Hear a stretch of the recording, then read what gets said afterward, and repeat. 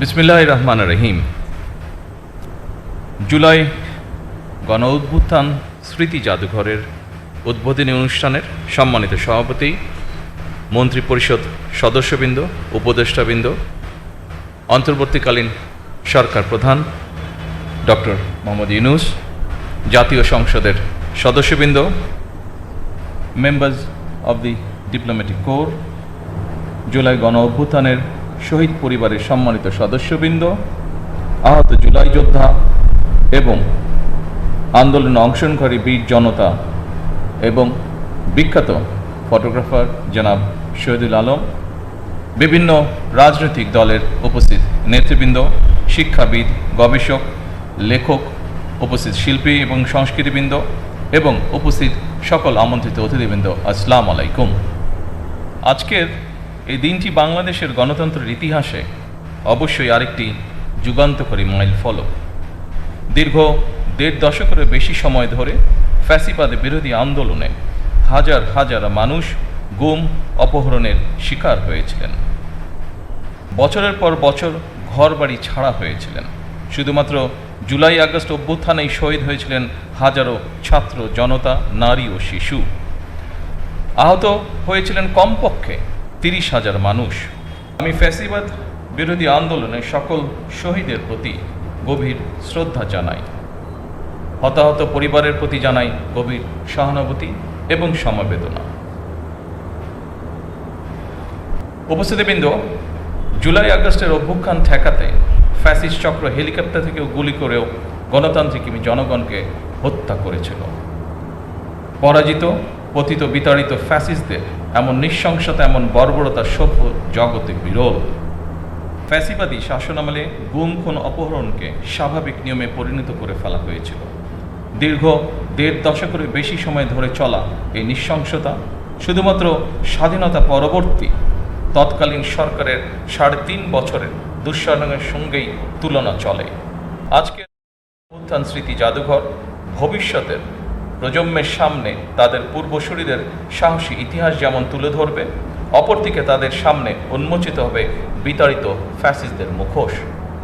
এই স্মৃতি জাদুঘর আমাদের জনগণের সংগ্রাম, আত্মত্যাগ, বেদনা, সাহস ও গণতান্ত্রিক আকাঙ্ক্ষাকে জাতীয় স্মৃতিতে স্থায়ীভাবে ধারণ করার এক ঐতিহাসিক উদ্যোগ।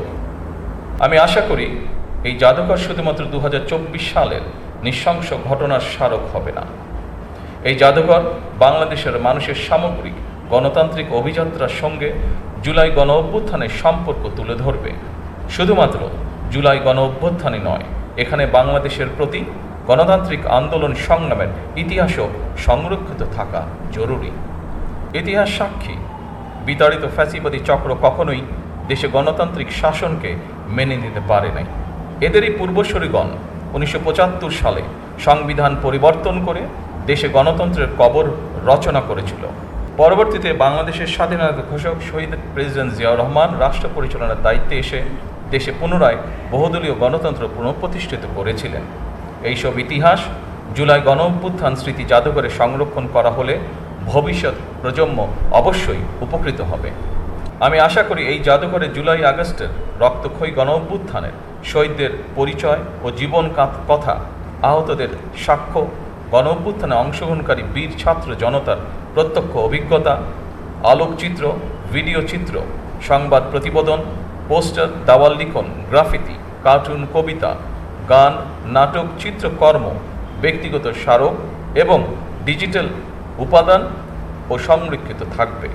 যারা এই জাদুঘরে নিজেদের ব্যক্তিগত স্মারক, দলিল, আলোকচিত্র, শিল্পকর্ম জাদুঘরের জন্য প্রদান করেছেন তাদেরকে আমি আন্তরিকভাবে ধন্যবাদ জানাই। উপস্থিত সুধীবৃন্দ, আমি বিশ্বাস করি অসম্পূর্ণ, অতিরঞ্জন বা উদ্দেশ্য প্রণোদিত বয়ান ইতিহাসকে শক্তিশালী করে না, বরং তা ইতিহাসের বিশ্বাসযোগ্যতাকে দুর্বল করে এবং ভবিষ্যৎ বিভেদের কারণ হয়ে দাঁড়ায়।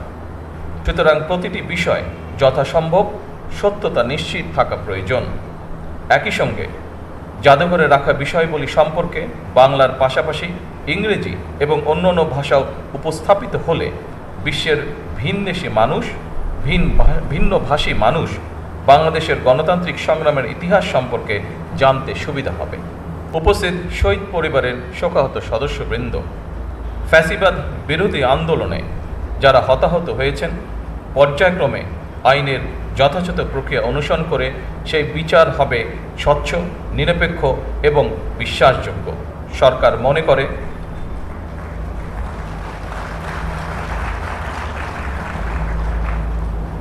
মনে করে আইনের শাসন নিশ্চিত করার জন্যই প্রতিটি অপরাধের বিচার হওয়া অত্যন্ত জরুরি।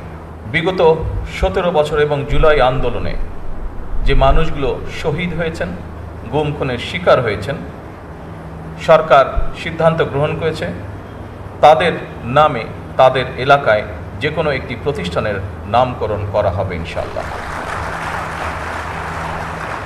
উপস্থিত সুধীবৃন্দ, দেশের গণতান্ত্রিক জনগণ আশা করে এই জাদুঘর কোনো একটি দল, গোষ্ঠী বা ব্যক্তির একক রাজনৈতিক ভাষ্য প্রতিষ্ঠার স্থান হবে না।